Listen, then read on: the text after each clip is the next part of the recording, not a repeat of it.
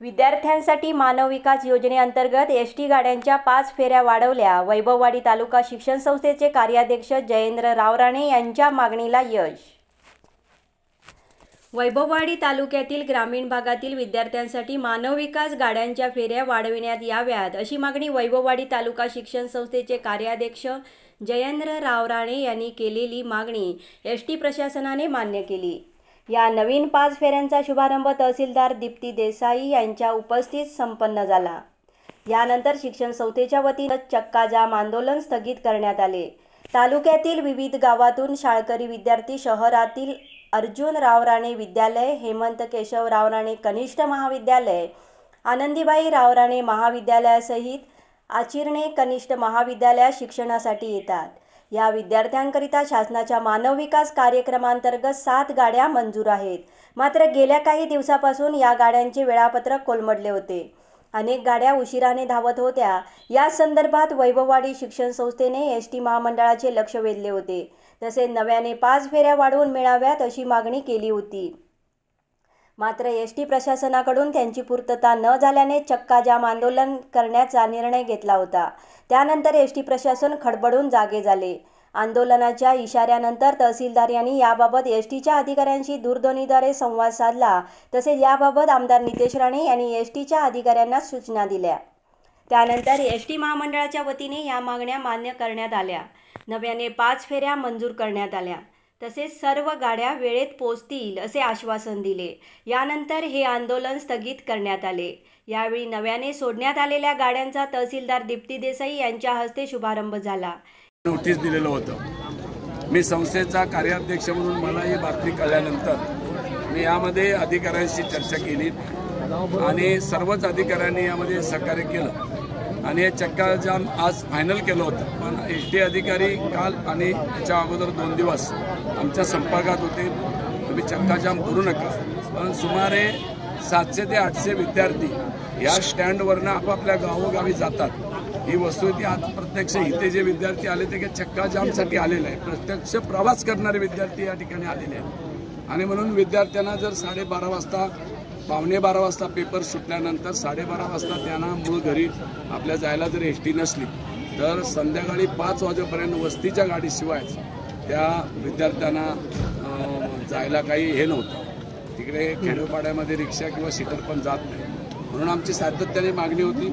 आज ती मागणी माननीय जे पडवळे साहेब जे आहेत त्यांनी ही आमची आज मागणी मान्य केलेली आहे। आणि म्हणून आमचा तर चक्का जामच्या आम्ही हिशोबानेच आलेलो होतो, परंतु प्रत्येक आमच्या 3 गाड्यांची मागणी होती आणि किंबहुना 7 ज्या गाड्या आहेत मानव विकासच्या त्या 7च्या 7 गाड्या तालुक्याला विद्यार्थ्यांसाठी फिराव्या। किंबहुना विद्यार्थी कमी असले तर पालक आणि पब्लिकसाठी त्यांनी तो वापर करावा, पण आमच्या गाड्या बाहेर जाता कामा नये या संदर्भात आमचं आंदोलन चक्का जाम होतं। आज ते आमचं यशस्वी झालेलं आहे। आमच्यावर काही डिपार्टमेंटचा दबाव आला होता, विशेषतः पोलीस अधिकाऱ्यांचा, पण आम्ही आमचं हे लोकांसाठी आणि जनतेसाठी असल्यामुळे आम्ही त्यांना सांगितलं की आम्ही काय राजकीय हे नाही आहे, हे शैक्षणिक विषय आहे, तुम्ही आम्हाला समजून घ्या। तरीसुद्धा त्यांनी आम्हाला आमचं नोटिसात नाव नसताना सुद्धा आम्हाला त्यांनी नोटीस दिली, तरी आम्ही एक संस्थेचे कार्याध्यक्षामुळे या मुलांना न्याय द्यावाच लागत होता। आणि म्हणून अधिकाऱ्यांशी चर्चा केली, तहसीलदार साहेबांशी चर्चा केली, एसटीच्या वरिष्ठ अधिकाऱ्यांशी चर्चा केली आणि तिथे आम्हाला या एसट्या पूर्वरत आज चालू झालेल्या आहेत। प्रत्यक्ष आज ज्या एसट्या होत्या शिराळे असेल, नावळे असेल, सडरे असेल, करूळ असेल, कुंभवडे असेल, ऐनारी दीक्षी, तितवली असेल, या सर्वच्या सर्व गाड्या त्यांनी द्यायचं मान्य केलं आणि प्रत्यक्ष आता आज ते सोडत आहेत। आम्ही त्यांना एवढीच विनंती केली की याचं सातत्य ठेवा आणि मग आमचं काहीच म्हणणं राहणार नाही। या सुट्टीच्या पूर्वी गणेश चतुर्थीच्या पूर्वी ज्या पूर्ववत गाड्या होत्या त्या थांबवण्यात आल्या होत्या, आता कुठच्या नवीन फेऱ्या चालू झाल्या आहेत आणि त्याची काय मागणी केली होती? आता आम्ही सर्वच गाड्या ज्या मानव विकासच्या गाड्या ज्या होत्या, वैभववाडीला त्याचा प्रकल्प होता, त्या 7 गाड्या आम्ही सांगितल्या होत्या चालू करा। त्या पद्धतीने पडवळे साहेब आणि त्यांच्या वरिष्ठांनी त्या चालू केल्या होत्या गणपतीच्या अगोदर, पण गणपतीच्या सुट्टीनंतर त्या बंद झाल्या आणि त्यामुळे बऱ्याचशा विद्यार्थ्यांची कुचंबना झाली। किंबहुना काही विद्यार्थी परीक्षेला सुद्धा आलेले नाही।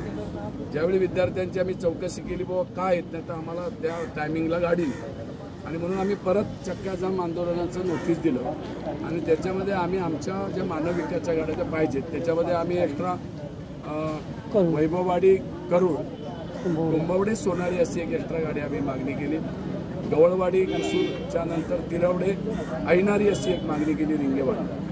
आणि इकडे शिराळ्यातल्या मुलांना इकडे यायला गाडी मिळत नव्हती 12 वाजता. सकाळी आली की संध्याकाळी जात होती.